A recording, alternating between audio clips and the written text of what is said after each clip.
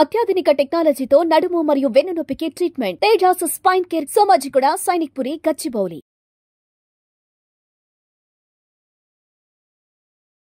మీ favourite cricketer ఎవరు? చిన్నప్పటి నుంచి ఎక్కువ ఫాలో అయ్యేదంటే సురేష్ రైనా. సో చిన్నప్పటి నుంచి రైనా అంటే చాలా ఇష్టం. సురేష్ రైనా భాయ్ అంటే చాలా ఇష్టం. అతను left hand batsmen, off spinner. So నేను కూడా left hand batsmen, off spinner. So ఎక్కువ అతన్ని ఫాలో చేశాను. చిన్నప్పటి నుంచి రైనా భాయ్ అంటే చాలా ఇష్టం. తిలక్ వర్మ, మీలో మీకు నచ్చే క్వాలిటీ ఏంటంటే ఏది స్పెషల్ అంటారు మీరు? నాకు అంటే నేను ఏది అయినా ఇప్పుడు సపోజ్ అది ప్రాక్టీస్ మ్యాచ్ కానీ, ఇప్పుడు ఐపీఎల్ మ్యాచ్ కానీ, సో రంజీ ట్రోఫీ మ్యాచ్ కానీ, ఏదైనా మ్యాచ్ కానీ ఇప్పుడు చూసినా మ్యాచ్ గెలిపేయాలి అంటే ఏ సిచ్యువేషన్ ఉన్నా మ్యాచ్ ఇక్కడ నుంచి ఎలా గెలిపిస్తాం టీమ్ కి. ఆ రోజు బ్యాటింగ్ సరిగ్గా అవ్వలేదు అంటే బౌలింగ్ లో ఎలా గెలిపేయచ్చు, ఫీల్డింగ్ లో ఒక రన్అట్ మంచి క్యాచ్ తీసుకుని ఎట్లా టీమ్ ని గెలిపేయచ్చు. ఏ సిచ్యువేషన్ ఉన్నా టీమ్ ని గెలిపేయాలనే దానికి అర్థం. సో అది ఏ మ్యాచ్ అయినా సరే కానీ టీమ్ ని గెలిపించాలనే దాంతో అర్థం. సో అది అంటే ఎక్కువ ఇష్టం. ఎస్, మేబీ ఆ స్పిరిట్ అండ్ ఆ గేమ్ ముంబై ఇండియన్స్ మిమ్మల్ని అన్ని కోట్లకు వేలంలో దక్కించుకుందంటారా? అదే రీజనా? నేనైతే అదే అనుకుంటున్నాను. సో అది one of the best reason. అది ఉంది అంటే మనకి అంత ప్రెషర్ కూడా ఉండదు. సో ఇప్పుడు మన టీమ్ ని ఎట్లా గెలిపిస్తాం అనే సిచ్యువేషన్ ఉంటే ఆల్వేస్ టీమ్స్ కమ్ ఫస్ట్ అనే మైండ్ సెట్ లో మనం ఉంటాం. సో టీమ్ మనకి ఫస్ట్ ఉంటే మనకి ఏ సిచ్యువేషన్ కానీ ఎక్కువ ప్రెషర్ అనిపించదు. సో అది ఆటోమేటిక్ అట్లా మనం చేస్తూ వెళ్తుంటే we can reach more heights. Yes, ఖచ్చితంగా మేము ఎక్స్పెక్ట్ చేస్తున్నాము అద్భుతమైన పర్ఫార్మెన్స్ ఇవ్వాలి మీరు అని చెప్పి. సో మీకు డ్రీమ్ ఏమైనా ఉండేదా చిన్నప్పటి నుంచి? ఎస్, క్రికెట్ అనేది ఇష్టమే, అర్థమవుతోంది, బట్ ఇంకేమైనా డ్రీమ్ ఉండేదా? చిన్నప్పటి నుంచి క్రికెట్ అంటే చాలా ఇష్టము. సో చిన్నప్పుడు బ్యాడ్మింటన్, అథ్లెట్, రన్నింగ్ కూడా అంత అథ్లెట్ లో చాలా బాగుండే. సో నాకు చిన్నప్పటి నుంచి ఏంటంటే క్రికెట్ అనేది చాలా ఇష్టం. సో ఎక్కడైనా నేను చిన్నప్పటి నుంచి టెన్నిస్ బాల్ ఇంటి దగ్గర ఫ్రెండ్స్ తో కానీ టెన్నిస్ బాల్ తో కూడా ఎక్కడంటే అక్కడ సీనియర్స్ ఉన్న వాళ్ళతో టీమ్ లో ఆడొచ్చు అని చెప్పి అక్కడ ఆడి ఒక్క టీమ్ లో మంచిగా ఆడి గెలిపించేటోని. సో అట్లా చిన్నప్పటి నుంచి క్రికెట్ అంటే చాలా ఇష్టము. సో ఆ ఇష్టంతో జాయిన్ అయ్యాను. And Tilak Varma, me family గురించి తెలుసుకోవాలనుకుంటున్నాం. మీ పేరెంట్స్ ఏం చేస్తూ ఉంటారు? పుట్టి పెరిగిందంతా ఎక్కడ మీరు? చిన్నప్పటి నుంచి ఇక్కడ హైదరాబాదే, లోకలే. మమ్మీ వాళ్ళది, grand father, grand mother Hyderabad. So daddy చిన్నప్పటి నుంచి మేము ఉండేది పెద్ద బిగ్ ఫ్యామిలీ కాదు, జస్ట్ చిన్న ఫ్యామిలీ నుంచి వచ్చిన వాళ్ళం. సో ఫైనాన్షియల్ గా స్టార్టింగ్ లో నేను క్రికెట్ లో ఇంత అండర్ 19 వరల్డ్ కప్ ఆడకూడదు అని అంతా, కానీ స్టార్టింగ్ లో స్టార్ట్ చేసినప్పుడు ఫైనాన్షియల్ గా కొద్దిగా ప్రాబ్లం ఉండేది. సో అట్లాంటి టైంలో నాకు ఒక బ్యాట్ తీసుకున్నాను. ఆ బ్యాట్ కూడా తొందరగా ఇరిగిపోయింది. సో మళ్ళీ ఇంకో బ్యాట్ కొనాలంటే ఎఫర్ట్ చేయలేను. సో ఫైనాన్షియల్ గా ప్రాబ్లం ఉండేది.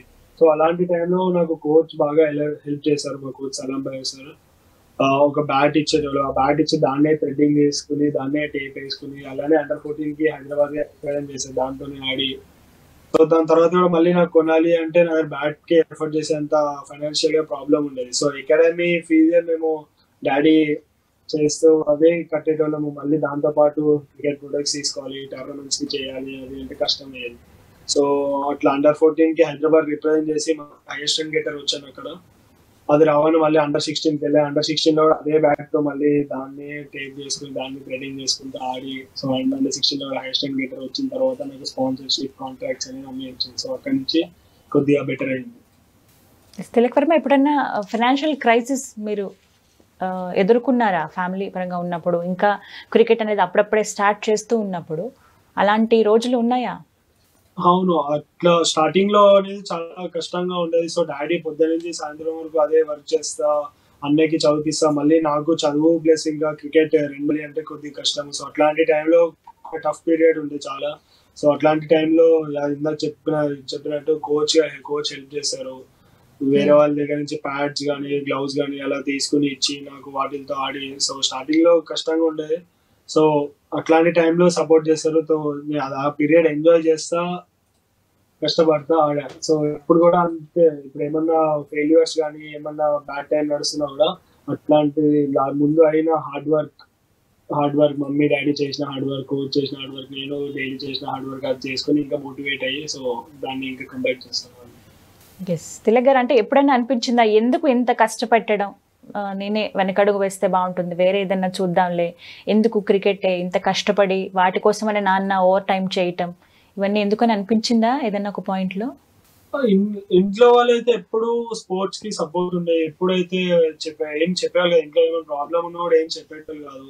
సో నాకు కూడా ఏంటంటే క్రికెట్ అనేది చిన్నప్పటి నుంచి ఇష్టము. సో ఆ ఇష్టంతో నేను ఎక్కువ ఆడుతూ ఉండేటోని, ఎంతైనా ఏదన్నా ఫేస్ చేసేటోని, నాకు ఏదన్నా క్రికెట్ నుంచి ఏం లేదు. సో అట్లా ఆ ఫీలింగ్ తో నేను ఏదున్నా అని ఇప్పుడు పొద్దున్న నుంచి సాయంత్రం వరకు అందుకే నేను కోచింగ్ లో ఉండేటోని. ఆ ఇష్టంతోనే నేను కష్టపడి నేను అసలు నెక్స్ట్ థింగ్ ఏది ఆలోచించలేదు.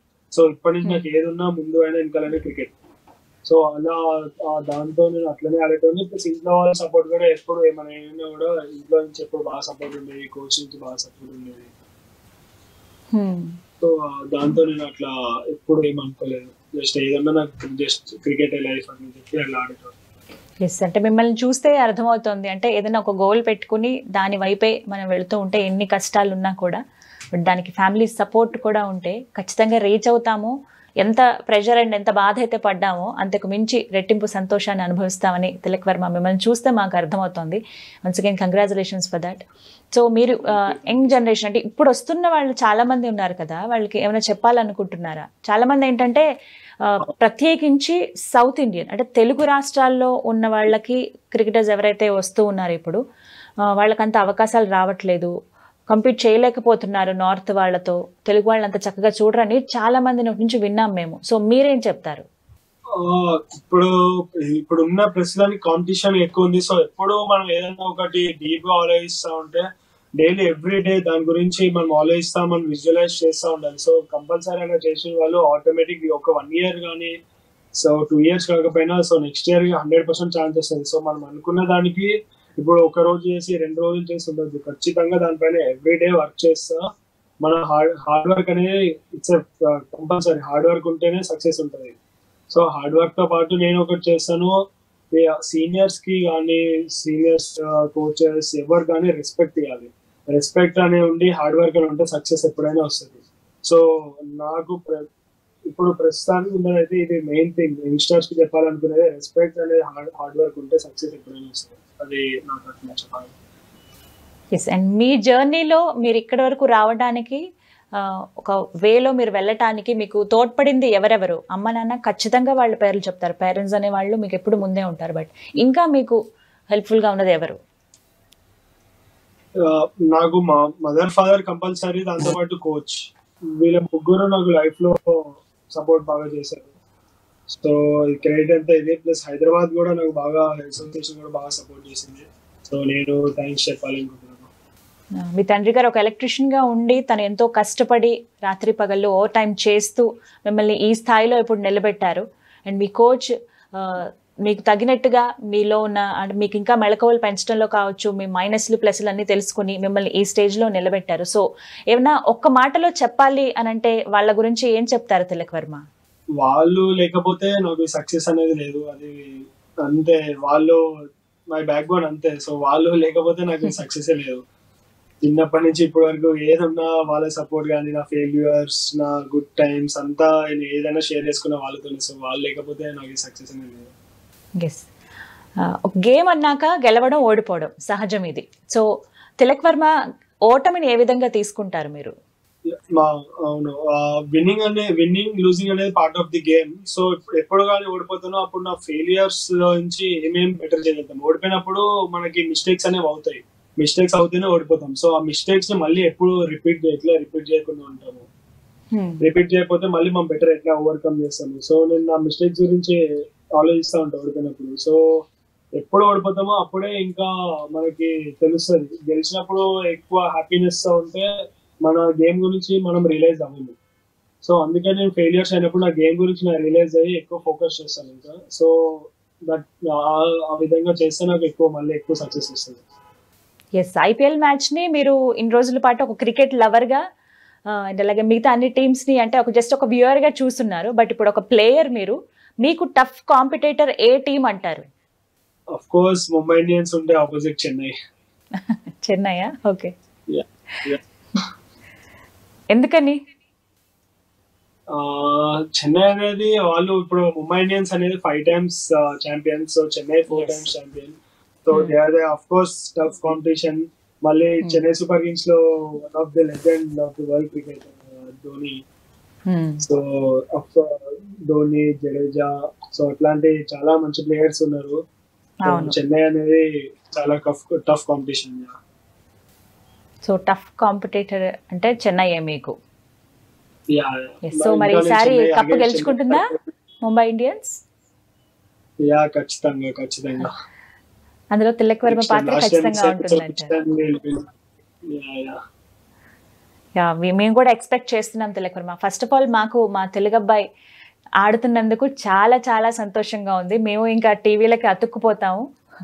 ఐపీఎల్ ఫీవర్ అందరికీ ఉంటుంది, చిన్న పెద్ద అనే తేడా ఉండదు. బట్ ఇప్పుడు మాకు ఇంకా రెట్టింపు సంతోషం, ఆనందం ఇస్తుంది మీరు ప్రత్యేకించి ఆడడం అనేది. అఫ్కోర్స్ అది ఏ టీం అయినా కానీ మా రాష్ట్రానికి సంబంధించిన అబ్బాయి, తెలుగు అబ్బాయి ఆడుతున్నాడంటే మాకు ఇంకా సంతోషంగా ఉంది. Congratulations for that. Yes, Tilak Varma ఏమైనా చెప్పాలనుకుంటున్నారా చివరిగా? That's it. మీ సపోర్ట్ ఉంటే ఎప్పుడు బాగుంటా ఉంటుంది. So I thank you for everything. And main గా Hyderabad cricket association thank you చెప్తున్నాను. ఎస్, చాలా సంతోషంగా ఉంది. మీ మదర్ అండ్ ఫాదర్తో కూడా మాట్లాడే ప్రయత్నం చేస్తాం మేము. బట్ మీరు మీకున్న టైంలో, మీకున్న చాలా బిజీ షెడ్యూల్లో మా కోసం అంటూ కొంత టైం ఇచ్చారు, మాట్లాడారు. Thank you so much Tilak Varma. All the best. We're waiting. Thank you అండి. బాయ్. నమస్తే.